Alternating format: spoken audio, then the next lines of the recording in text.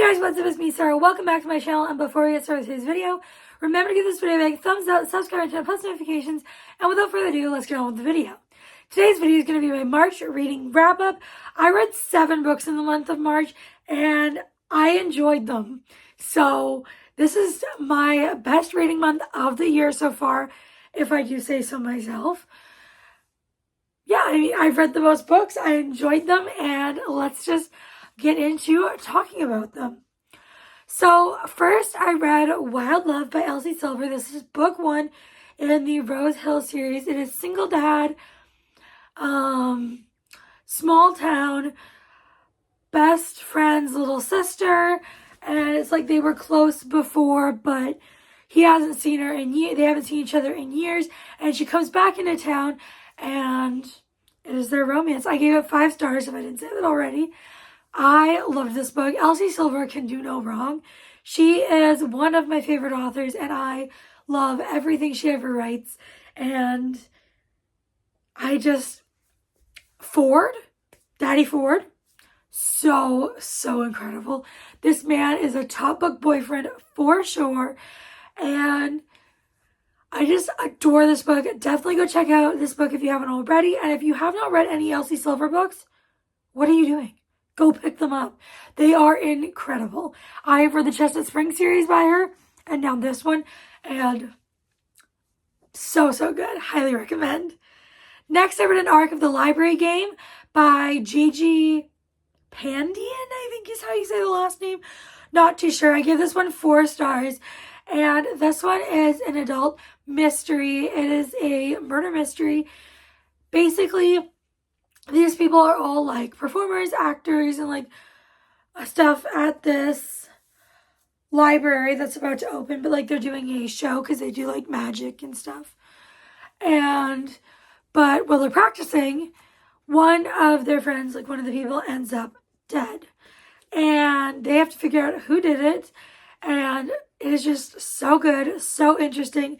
It is very fast paced, especially once you get past a certain point. You just will not be able to put the book down. And I really enjoyed this book, and I do highly recommend. Next, I read Crossed by Emily McIntyre. This is book 5 in the Never After series.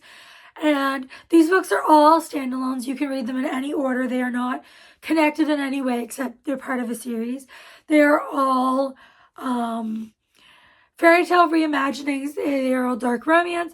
This one I gave 4.5 stars. It is a Hunchback of Notre Dame retelling, and I really enjoyed this book. I love Emily McIntyre's writing, and I really enjoy the characters in this one. There was a few things that kind of like annoyed me, irritated me about it. That's why it wasn't a 5, but I still really loved it. I loved the main characters, and I especially loved our female main character, her little brother.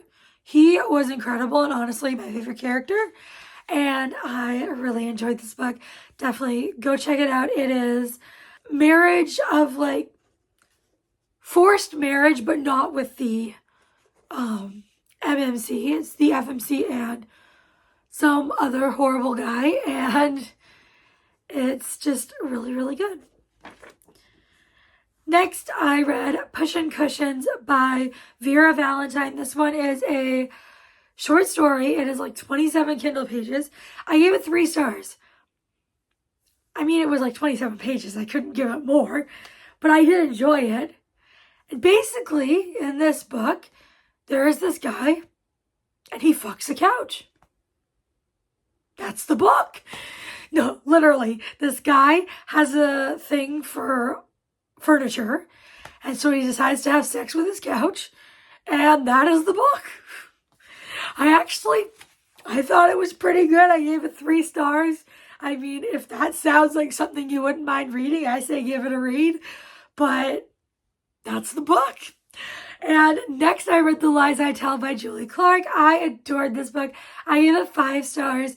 This is a domestic thriller about this con artist and a woman who was affected by one of the con jobs she did.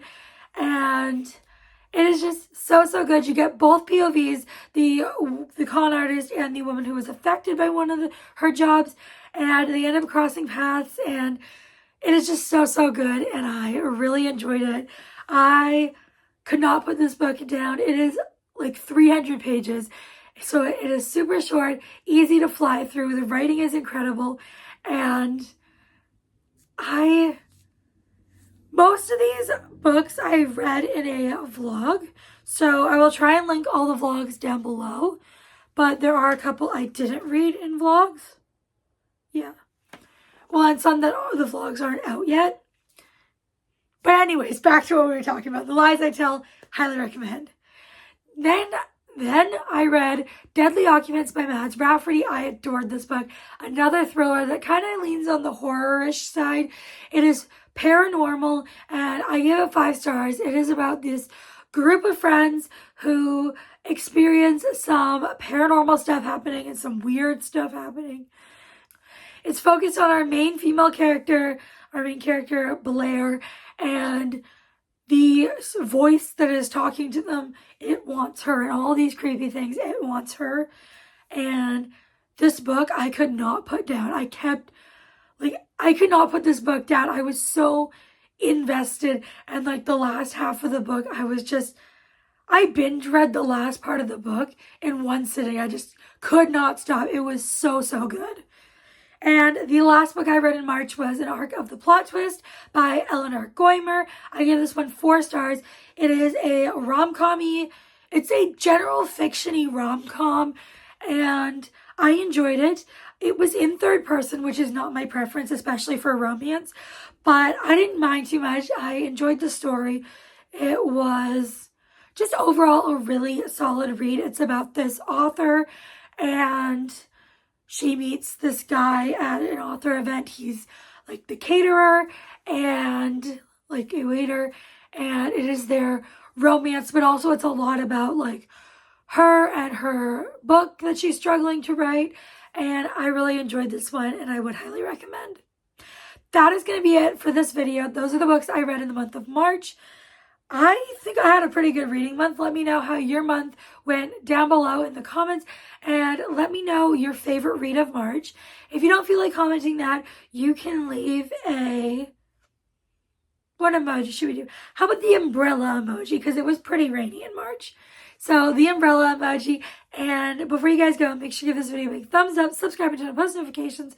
I'll see y'all next time. Bye, everyone.